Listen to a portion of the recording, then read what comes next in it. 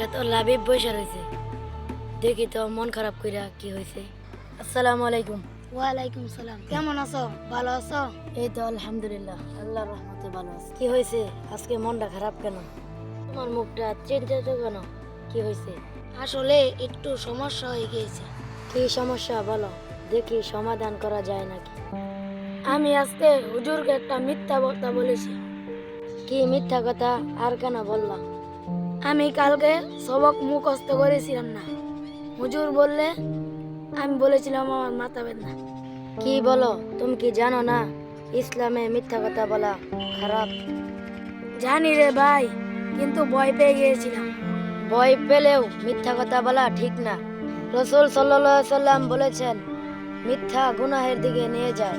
হাদিসটা হুজুর আমাদের পড়েছে, কিন্তু আমি ভুলে গিয়েছি। মিথ্যা বললে হয়তো প্রথমে বাঁচা যায়, কিন্তু পরে খুব বিপদ হয়। কিভাবে আর কিরকম বিপদ হতে পারে? একটা মিথ্যার পর আরেকটা মিথ্যা বলতে হয়, তারপর মানুষ বিশ্বাস করা বন্ধ করে দেয়। হ্যাঁ, তুমি ঠিক বলেছ। আম্মু বলেছে মিথ্যাবাদী থেকে কেউ বিশ্বাস করে না।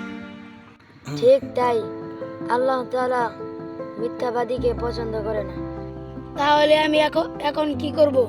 সবার আগে আল্লাহ তাআলার কাছে তওবা করো, তারপর হুজুরের কাছে গিয়ে সত্য কথা বলে দাও। হুজুর তো রাগ করবেন। হতে পারে একটু বকা দিবে, আল্লাহ তাআলা খুশি হবেন। সত্য কথা বললে কি সওয়াব হয়? হ্যাঁ অবশ্যই, সত্য কথা ইসলামের অংশ। মিথ্যা বলার জন্য কি কি ক্ষতি হতে পারে? অনেক ধরনের ক্ষতি আছে। 1. ঈমান দুর্বল হয়। 2. চরিত্র নষ্ট হয়। 3. দুনিয়া ও আখিরাতে লজ্জা পেতে হয়। আখেরাতে কি হবে? মিথ্যা কথার জন্য কঠিন শাস্তির কথা কোরআন ও হাদিসে আছে। আল্লাহ আমাদের সবাইকে হেফাজত করুন। ইনশাআল্লাহ আজ থেকে আর মিথ্যা বলবো না। ঠিক আছে, চলো আজান দিয়ালছে, নামাজে যাই।